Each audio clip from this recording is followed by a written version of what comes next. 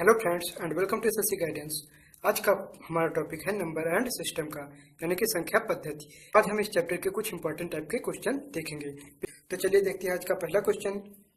पहला क्वेश्चन दिया हुआ है कि यदि 5 4 3 2 और स्टार बना हुआ है देन 7 इस संख्या में 9 से विभाज्य हो, यानी कि ये जो संख्या दी हुई है ये 9 से विभाज्य हो, यानी कि 9 से पूरी पूरी अगर कटती हो तो स्टार के स्थान पर कौन सा अंक आएगा, यह पूछा गया है।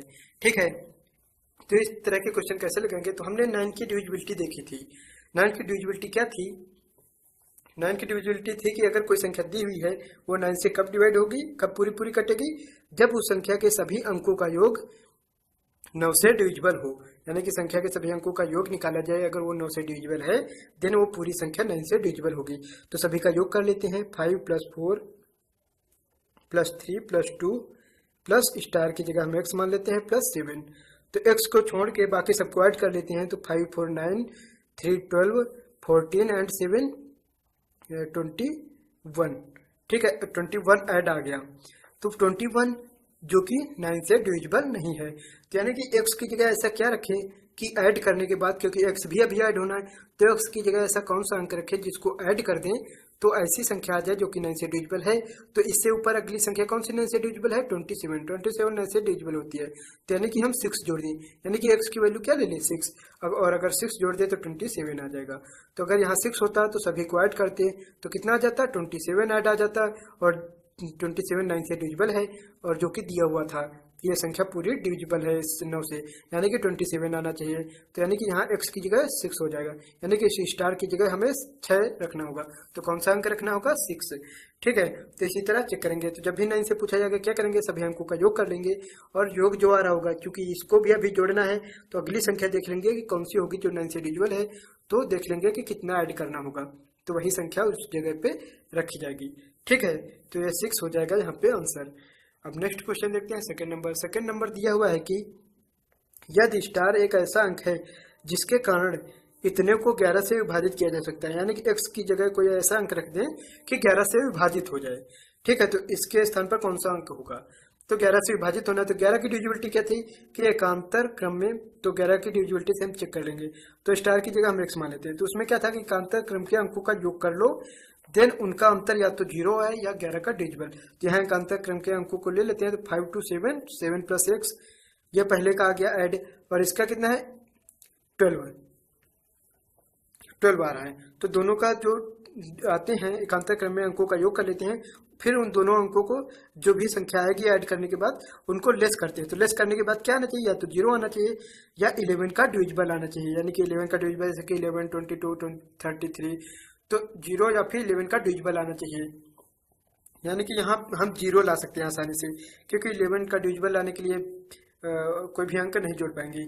तो यहाँ अगर हम कोई ऐसा अंक जोड़ दें कि 0 आ जाए, जैसे कि 12 के बराबर कर लें, तो 5 अगर जोड़ दें तो कितना, यहाँ भी 12 हो जाएगा, यहाँ भी 12 है ही, तो 0 आ जाएगा, देन ये संख्या 11 से डिविजिबल हो जाएगी। यानी कि x की जगह कौन सा, स्टार की जगह कौन सा अंक रखना होगा? 5। ठीक है, बाकी 11 इसलिए नहीं ला पाएंगे। 11 के लिए यहाँ अगर लेस में है तो इससे 11 ज़्यादा, यानी 23 लाना होगा। 23 के लिए 7 में हमें 14 ऐड करना होगा, जबकि 14 तो 2 अंक हो गए, तो जबकि हमें कोई एक अंक रखना है। ठीक है, तो यानी कि हमें 12 लाना होगा, तभी हम दोनों का लेस करके 0 आ जाएगा और वो संख्या 11 से डिवाइड हो जाएगी। तो x की जगह अगर हम 5 ले लें, इस स्टार की जगह 5 ले लें, देन वो संख्या 11 से डिविजिबल हो जाएगी, क्योंकि अगर 5 ले लेंगे देन ऐड क्या आएगा, यहाँ पे भी ऐड आएगा 12, और ये इसका भी ऐड आएगा 12, लेस करेंगे 0 आ जाएगा और संख्या पूरी 11 से डिविजिबल होगी। ठीक है, तो यहाँ आंसर आ जाएगा 5। अब नेक्स्ट क्वेश्चन देखते हैं।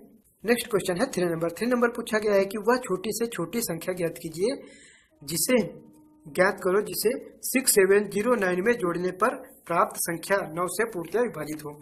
यानी कि इस संख्या में जोड़ना है कि कौन सी छोटी से छोटी संख्या जोड़े कि उसके बाद जो संख्या प्राप्त हो वो 9 से पूर्णतः विभक्त हो। ठीक है, तो इसकी डिविजिबिलिटी क्या होती है, जो भी संख्या दी हुई हो उसके सभी अंकों को ऐड कर लो। तो इसको ऐड करके देखते हैं कि कितना कम है, 9 के डिविजिबल अगली जो संख्या है उससे कितना कम है, तो उतना ही जोड़ देंगे। ठीक है, तो इसको अगर ऐड करें तो कितना आ जाएगा, 7 + 6 13 और 9 22, यानी कि सभी का ऐड कितना रहा है 22, जब जो कि नहीं है इन 9 से डिविजिबल। तो कितना जोड़े कि अगली संख्या आ जाए, अगली संख्या कौन सी 27 है डिविजिबल, यानी कि 5 जोड़ दें। तो छोटी से छोटी कौन सी संख्या जोड़नी होगी, 5, क्योंकि यही अगली होगी, क्योंकि इससे अगली कौन सी होगी 27 जो कि डिविजिबल है। तो 5 अगर जोड़ दें तो आ जाएगा 27 जो कि 9 से डिविजिबल है, यानी कि वो संख्या 9 से डिविजिबल हो जाएगी। यानी कि इस संख्या में हमें मिनिमम 5 जोड़ना होगा, छोटी से छोटी संख्या 5 जोड़ देंगे। तो 5 जोड़ देंगे तो कितना आ जाएगा 6 7 1 4, ये आ जाएगा। अब ये संख्या क्या होगी, ये संख्या 9 से डिविजिबल होगी, क्योंकि अब इसको ऐड करके देख लेते हैं। तो ऐड करेंगे तो कितना आ जाएगा 7 6 13 1 14 और 4 18 आ रहा है, जो कि 9 से डिविजिबल है, यानी कि संख्या पूरी डिविजिबल हो जाएगी। यानी कि हमें मिनिमम क्या ऐड करना होगा, हमें ऐड करना होगा यहाँ पे 5। ठीक है, तो यहाँ पे आंसर आ जाएगा कि 5 की मिनिमम संख्या में 5 जोड़ना होगा। तो चलिए अब नेक्स्ट क्वेश्चन देखते हैं। 4 नंबर दिया हुआ है कि 803 642 में कम से कम कौन सी संख्या जोड़ी जाए जिससे प्राप्त संख्या 11 का गुणक हो। यानी कि इसमें कोई ऐसी संख्या जोड़नी जिसके कारण जो प्राप्त संख्या हो वो 11 से डिविजिबल हो। तो 11 की डिविजिबिलिटी क्या होती है, कोई संख्या दी हुई है जैसे कि 3 6 4 2, ये संख्या दी हुई है, इसके एकांतर क्रम के अंकों को ऐड कर लेंगे। ठीक है, ये नहीं आएगा, 8 3 और 4 आएगा और 0 6 2 आएगा ये। देन इनको ऐड करें तो 8 3 11 4 15 आया। ठीक है, और इसमें ये लेस हो जाएगा कौन सा 6 2 8। ठीक है, ये लेस हो जाएगा। तो यहाँ पे जो अभी लेस आ रहा है वो 7 आ रहा है, जो कि 11 से डिविजिबल नहीं है। तो यहाँ 11 का डिविजिबल है या फिर 0 है, तो इसमें हमें जोड़ना है। और जोड़ना कहाँ, इकाई के अंक में। इकाई का अंक ऐड वाला कौन सा है, ये। यानी कि इसमें हमें कुछ जोड़ना है, तो जोड़ना है, आगे बढ़ना है। तो आगे हम कहाँ तक बढ़ सकते हैं, 15 तक, क्योंकि 15 आ जाएगा तो लेस होकर 0 आ जाएगा और फिर ये संख्या 11 से डिविजिबल हो जाएगी। तो यानी कि हमें कितना जोड़ना होगा, 7 जोड़ देंगे तो 15 - 15 आ जाएगा और 0 आ जाएगा, और ये संख्या फिर 11 से डिविजिबल हो जाएगी। यानी कि हमें 7 जोड़ना होगा, तो 7 ऐड कर देंगे तो कितनी संख्या क्या आ जाएगी फाइनली, 803 649, ये संख्या आ जाएगी। अब ये संख्या क्या होगी, अब ये संख्या 11 से डिविजिबल होगी। ठीक है, तो हमारा आंसर क्या आ जाएगा 7, कि हमें कम से कम 7 जोड़ना होगा जिसके कारण ये संख्या पूरी डिविजिबल हो जाए। तो चलिए अब नेक्स्ट क्वेश्चन देखते हैं। नेक्स्ट क्वेश्चन है 5 नंबर दिया हुआ है कि एक विद्यार्थी को किसी संख्या को 3/2 से गुणा करने के लिए कहा गया, परंतु उसने उस संख्या को 3/2 से भाग दे दिया, तो उसका परिणाम वही सही उत्तर से 10 कम था, तो वह संख्या थी। तो वह संख्या कितनी है, यह निकालना है। तो पहले उसे कहा गया कि 3/2 से गुणा करना है, लेकिन उसने 3/2 से भाग देने का मतलब क्या है, 3/2 से जब हम भाग देते हैं किसी संख्या में तो मल्टीप्लाई करके क्या लिख सकते हैं, इसका उल्टा 2/3।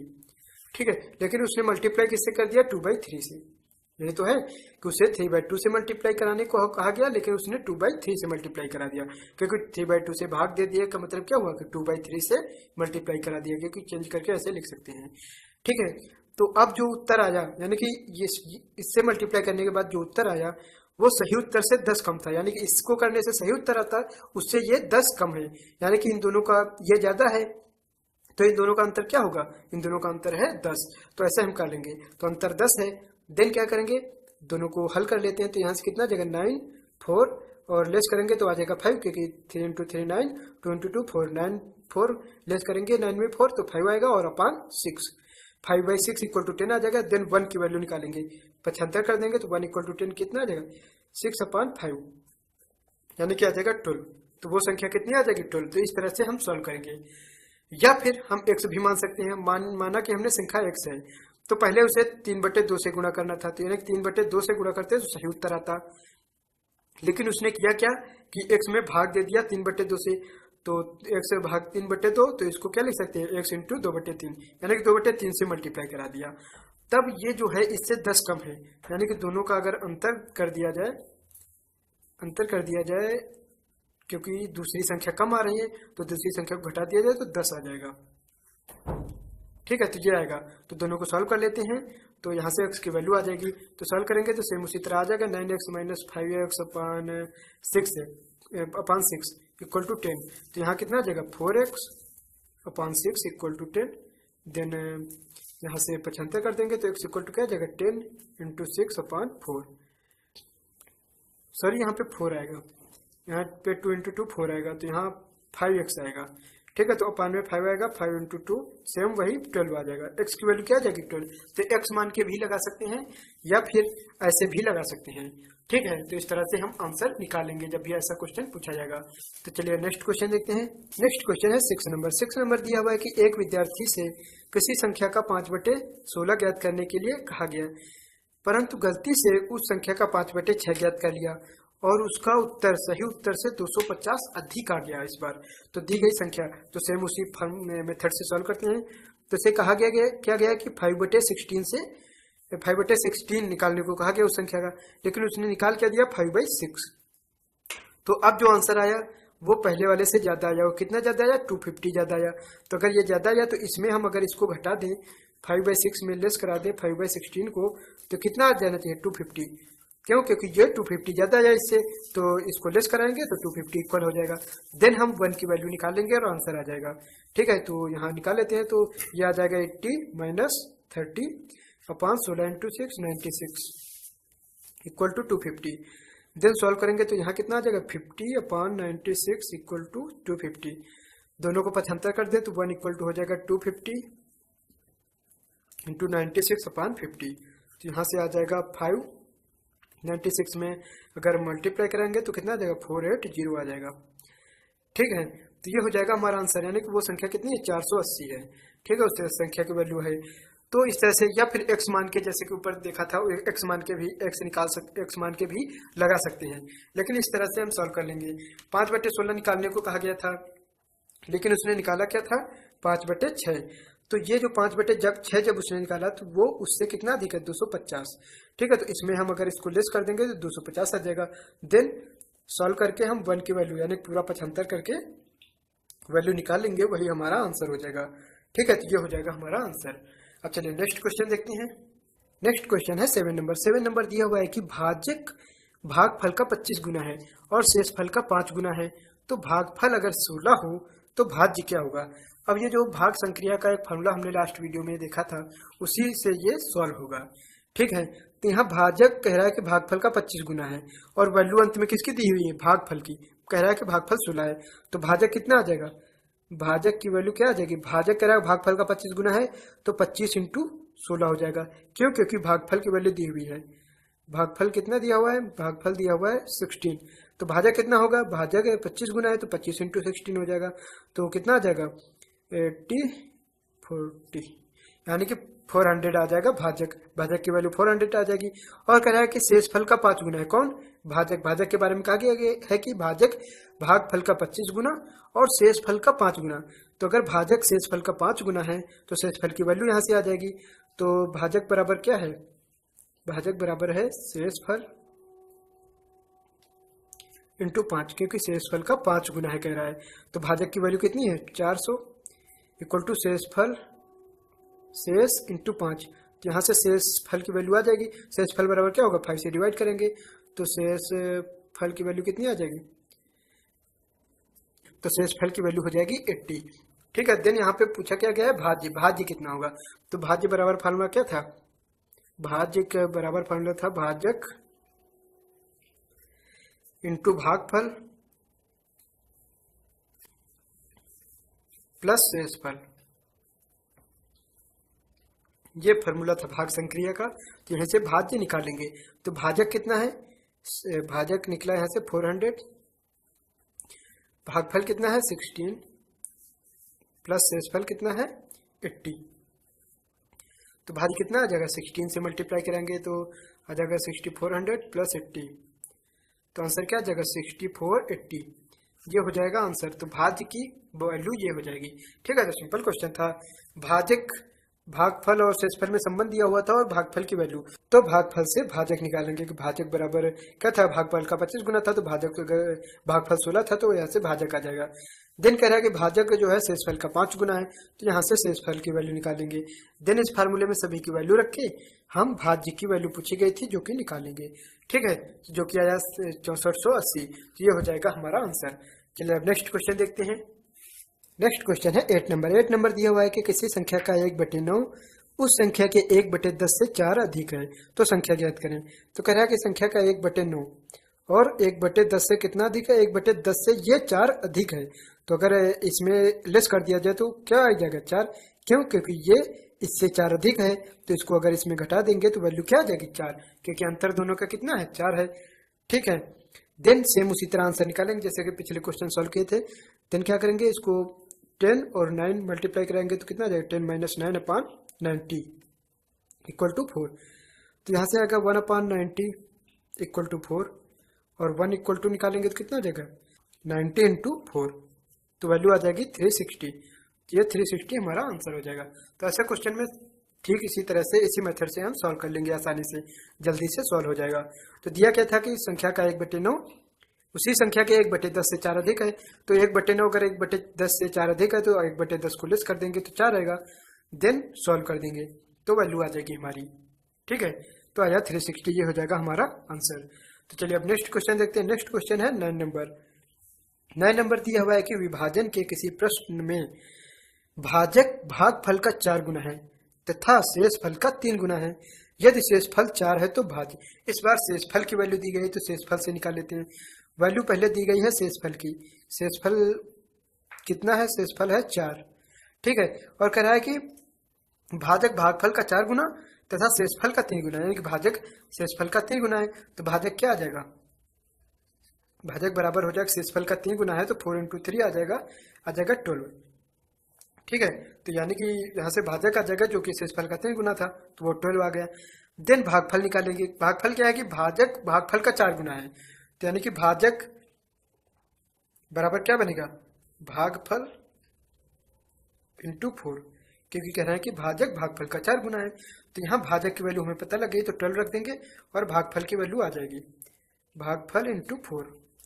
तो भागफल की वैल्यू क्या आ जाएगी, भागफल इक्वल टू आ जाएगा 4 से डिवाइड करेंगे तो 3 आ जाएगा। तो भागफल की वैल्यू 3 आ गई। तो भागफल शेषफल और भाजक की वैल्यू आ गई। निकालना भाज्य है तो भाज्य का फार्मूला क्या होता है, भाग संक्रिया का फार्मूला होता है भाज्य बराबर भाजक × भागफल, भागफल प्लस शेषफल, ये फार्मूला होता है। तो इसमें हम फार्मूला वैल्यू रख देंगे सभी की। तो भाजक कितना निकला 12 × भागफल कितना निकला 3 प्लस शेषफल कितना दिया था 4, सभी की वैल्यू रख देंगे तो कितना आ जाएगा 36 + 4। ठीक है, तो ऐड करेंगे तो कितना आ जाएगा 40। ठीक है, तो ये हो जाएगा हमारा आंसर, यानी कि भाज्य कितना आ जाएगा 40। तो सिंपल है, बस इसी फार्मूले में रख के हम वैल्यू निकालेंगे। तो सिंपली शेषफल की वैल्यू दी हुई थी और भाजक की वैल्यू, भाजक का शेषफल से संबंध दिया हुआ था और भागफल थे, तो शेषफल से हम भाजक निकालेंगे और भाजक के थ्रू भागफल निकालेंगे, सभी की वैल्यू आ जाएगी। देन इस फार्मूले में रख के हम भाज्य निकालेंगे। भाज्य पूछा गया था कि भाज्य कितना है, तो भाज्य की वैल्यू आ जाएगी। ठीक है, ये हो जाएगा हमारा आंसर। अब चलिए नेक्स्ट क्वेश्चन देखते हैं। नेक्स्ट क्वेश्चन है 10 नंबर। 10 नंबर दिया हुआ है कि 1 से 50 तक की संख्याएं लिखने में कुल कितने अंकों की आवश्यकता होगी, यानी कि 1 से 50 तक अगर संख्या लिखी जाती हैं तो उनमें कितने अंक आवश्यक होंगे। तो उसको कैसे निकालेंगे, तो जब 1 से स्टार्ट करते हैं लिखना तो 1 to 9, 1 से 9 तक कितना होता है, सभी एक एक होता है, 1 2 3, तो 9 संख्याएं आती है टोटल। ठीक है, 9 संख्याएं आएंगी। फिर उसके बाद 10 से लेकर 50 तक कितनी संख्याएं होंगी, 10 से लेकर 50 तक कुल संख्याएं होंगी 41, क्योंकि 1 से 50 तक 50 संख्याएं हैं, 1 से 9 तक की 9 संख्या निकाल दी तो बचेंगे कितनी 41।